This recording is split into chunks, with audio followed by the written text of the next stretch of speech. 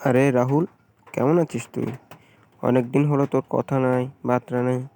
আজ হঠাৎ কি মনে করে তোর এই বন্ধুর বাসায়? এখন কি মনে পড়লো তোর বন্ধুর কথা? কতদিন হয়ে গেছে তুই আসিস না। আরে দোস্ত, তুই তো জানিস আমি একজন লেখক, আর লেখকের কাজ হচ্ছে লেখালেখি করা। আমি এখানে এসেছি গ্রাম বাংলার নতুন কোনো ইউনিট গল্প লিখতে। আচ্ছা, তুই কি সম্পর্কে গল্প লিখবি ভেবেছিস? আমাকে বল, আমি যদি কোনো সাহায্য করতে পারি তোকে। আমি শুনেছি নাকি এই গ্রামে এক রাক্ষসীর উৎপাত হয়েছে।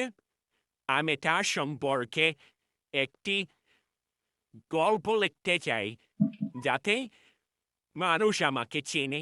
ও আচ্ছা, ঠিক আছে, তোকে সব বলবো। আচ্ছা, আমাদের সাথে পড়তো রিনা আছে না? রিনার অবস্থা কি এখন? চল তোকে ওর কাছ থেকে বেড়াই নিয়ে আসি। আরে রিনা, দেখ কে এসেছে, চিনতে পারছিস? এ হচ্ছে রাহুল, আমাদের সেই ছোটকালের বন্ধু। রে রাহুল, তুই কত বড় হয়ে গেছিস, তোকে চেনাই যায় না তো।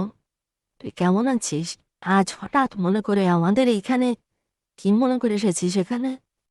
তুই তো জানিস আমি একজন লেখক। আমি এখানে আসছি নতুন কোনো গল্প লিখবো বলে, নতুন অ্যাডভেঞ্চারে। ও আচ্ছা, বুঝতে পারছি।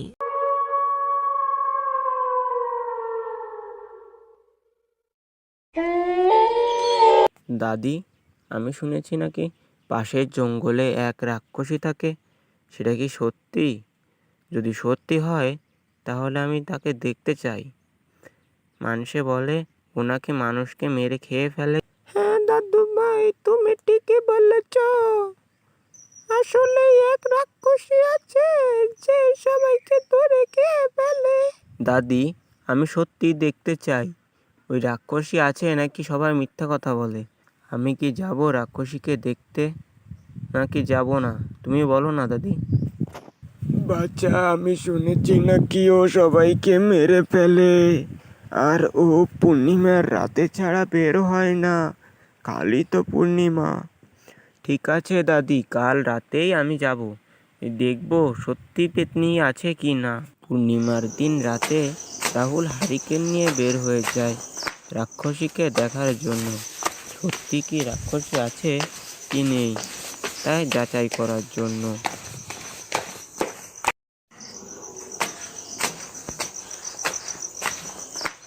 আর কত হাঁটবো, অনেক তো হেঁটেছি, এখনো তো রাক্ষসীর দেখা পাই না। দাদি বলেছিল তো এই বট গাছের নিচে নাকি রাক্ষসী থাকে। দেখি, রাক্ষসী, রাক্ষসী তুমি আছো? রাক্ষসী, রাক্ষসী তুমি নাকি খারাপ। আমার দাদি বলে তুমি নাকি সবাইকে মেরে ফেলো, এ কি সত্যি?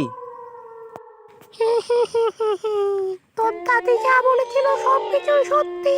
আমি সবাইকে মেরে ফেলি। কেন তুমি সবাইকে মারো, আমাকে একটু বলবা? আমি শুনতে চাই, বুঝতে চাই, জানতে চাই। আমার কথা কেউ শুনতে চায় না, তুই শুনবি আমার কথা? তাহলে আমি বলবো তোকে আমার কথা। হ্যাঁ, আমি শুনবো, তুমি বলো।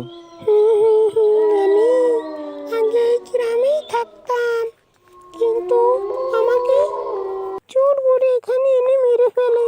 তারপর থেকে আমি উন্মুক্ত আত্মা হয়ে গেছি, হয়ে আমি এই গাছেই থাকি, আমাকে কেউ মুক্তি দেয় না। তুই এসে আমার কথা শুনবি। কমলা ফুলের, কমলা ফুলি, কমলা লেবুর ফুল। কমলা ফুলের বিয়ে হবে কানে মুক্তির দুল। কমলা ফুলের বিয়ে দেখতে যাবে, ফলার খাবে চন্দন হাটিয়ে। কোথায় থাকে কমলা ফুলি, শিলেটা আমার ঘর দিয়ে দিয়ে বলে দেখতে যাবো পাখা দিয়ে ভর।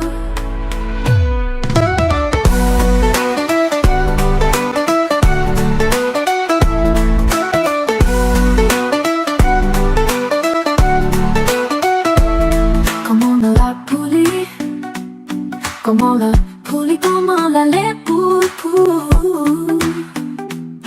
কমলা নতুন কমলা ফুলি দিয়ে দেখতে যাবে ফলার খাবে চন্দনা দিয়ে কোথায় থাকে কমলা ফুলি শিবে আমার ঘর দিয়ে বলে দেখতে যাবো পাখায় দিয়ে ভর। অনেক অনেক দিন আগের কথা। চন্দনপুর নামে একটা গ্রাম ছিল। সেখানে বাস করত এক কৃষক, নাম তার সুজন। সুজন ছিল অনেক ভালো মনের মানুষ, কিন্তু সুজনের বউ ছিল অনেক বদমেজাজি। সে সবসময় সুজনকে গালাগালি করত। একদিন মনের দুঃখে সুজন বাড়ি ছেড়ে চলে যায়। সে হাঁটতে হাঁটতে এক বনের ভিতর একটি গাছের নিচে গিয়ে বসে আর মনে মনে ভাবতে থাকে সে আর কখনো বাড়ি ফিরবে না। সুজন যে গাছের নিচে বসেছিল সেই গাছের উপর দিয়ে এক পরী উড়ে যাচ্ছিল। সুজনের কান্না শুনে পরীরানী আকাশ থেকে নিচে নেমে এলো। এসে সুজনকে জিজ্ঞাসা করলো, তুমি এখানে বসে কান্না করছো কেন?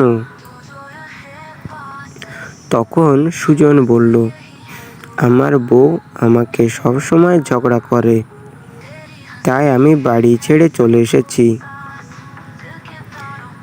তখন পরী বলল, এই ব্যাপার, তাইলে আমি তোমাকে সাহায্য করতে পারি, কিন্তু আমার একটি শর্ত আছে।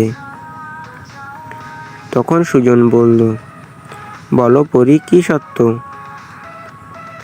পরী বলল, আমাকে তোমার বিয়ে করতে হবে। সুজন একটু ভেবে বলল, ঠিক আছে, আমি রাজি।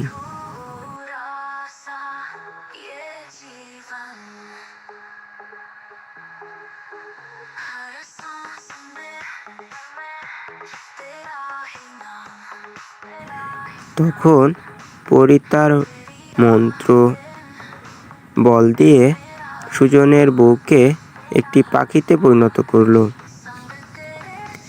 এরপর পরীরানী সুজনকে বিয়ে করে সুখে শান্তিতে বাস করতে লাগলো। অনেক অনেক কাল আগের কথা। এক ছিল গভীর জঙ্গল। সেখানে থাকতো এক নির্ভয় বাঘ, নাম তার রুদ্র। শক্তিশালী আর ভয়ঙ্কর।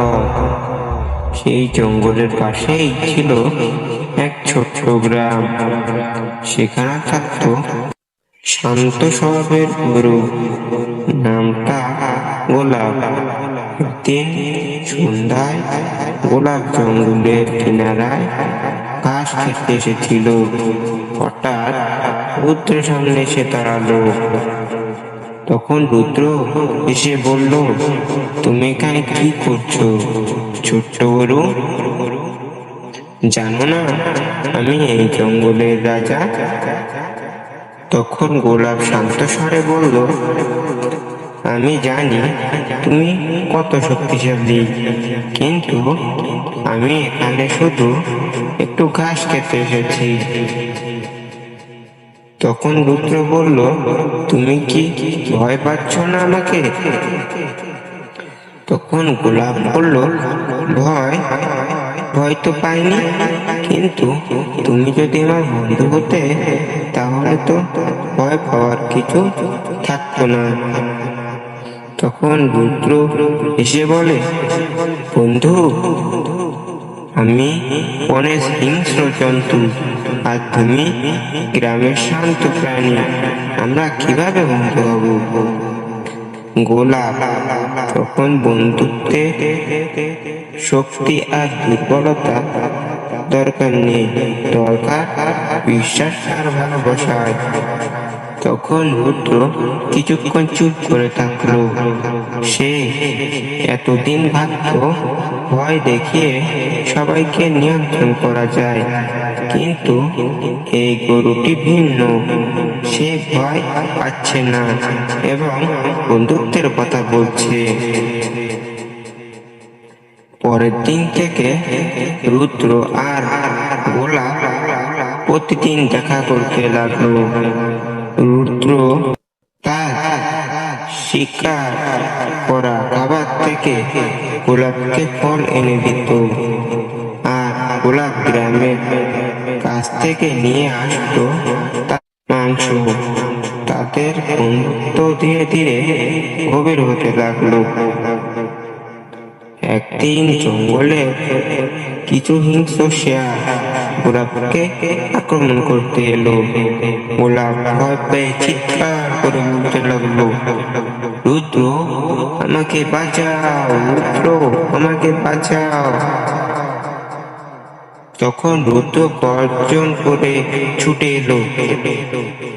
তার প্রচন্ড গর্জনে শেয়ালটা ভয় পেয়ে পালিয়ে গেল। তখন রুদ্র বলল, আমি তোমার বন্ধু, কেউ তোমাকে কষ্ট দিলে আমাকে সামনে পাবে।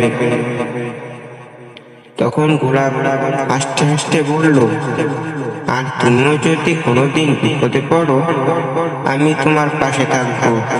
এভাবেই এক বাঘ আর এক গরু অসম্ভব মনের হওয়া বন্ধুত্বে সত্যি হয়ে উঠল। বন্ধুত্বের শক্তি নয়, বরং বিশ্বাস আর ভালোবাসায় আসল।